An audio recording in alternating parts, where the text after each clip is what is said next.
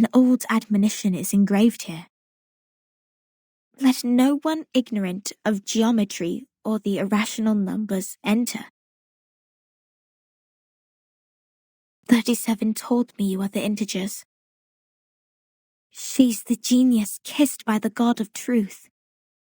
She can see our numbers and has never made a mistake. But I don't understand. Why would you break the silence at the meeting?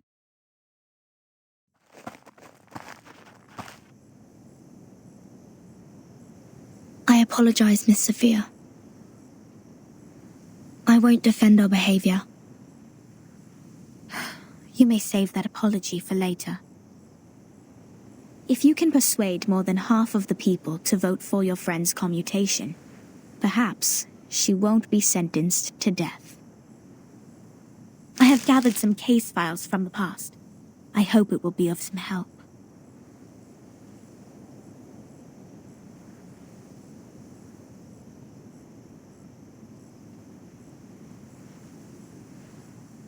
These files are... But won't you be in trouble for helping us?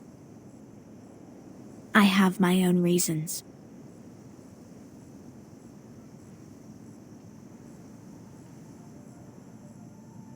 Integers are the living example of virtues, the standard of purification. It represents a soul existing in the world of forms, a true being. It is the floating points behind the decimal which dent the process of our overall purification.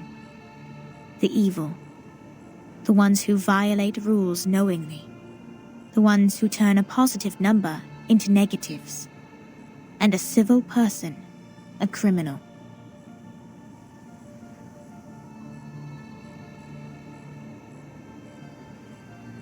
If integers like you would lose your life over some unintentional mistakes, wouldn't it be a great shame?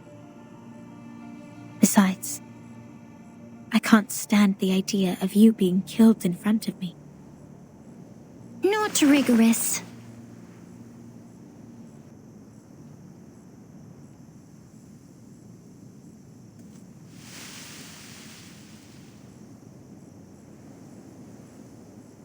For one thing, we still don't know Vertin and Sonetto's numbers. For another, the fact that every crow we've seen is black doesn't necessarily entail that the next crow will also be black. Even if every virtuous person we met has been an integer, we can't be certain that the next one will still be an integer. Same case for irrational numbers. You're right, 37. But people always tend to believe that virtuous people are integers. That is what we call belief. Correct, but not entirely correct. Everyone can make mistakes. Numbers are just numbers. They are not associated with virtues. Unlike me, you're always right, 37. I don't know what differs us.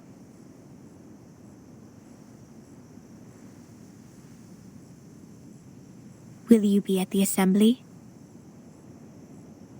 Yes. Then I will leave them with you.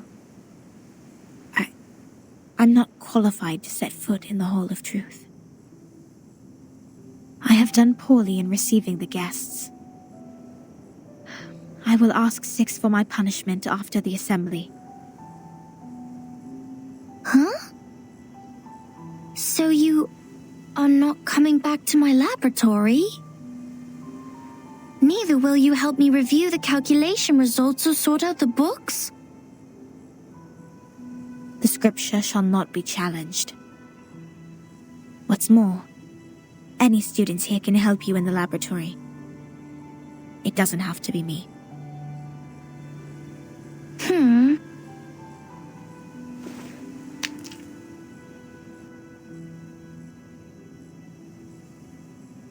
Had I known, I would have let someone else welcome Vertin and her friends.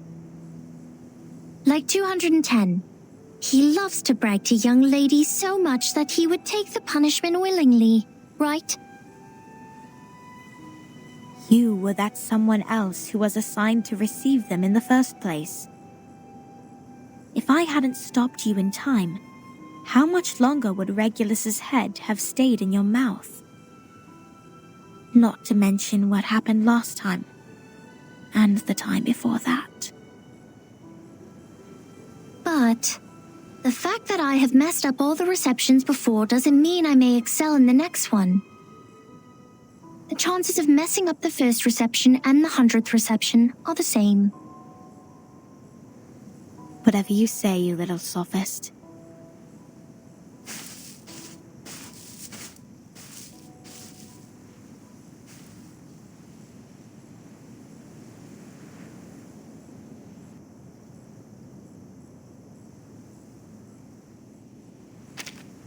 Everyone says so. But compliments won't help her find her number.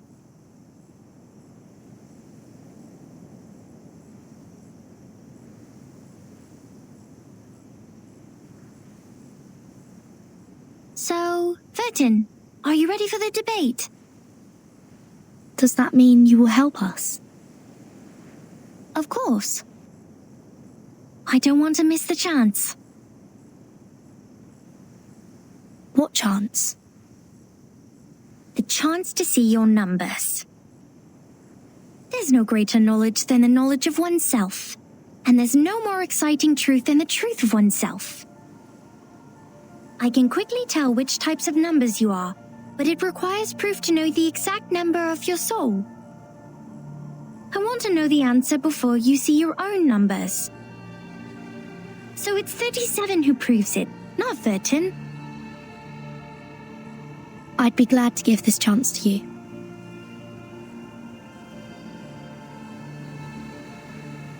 That's boring.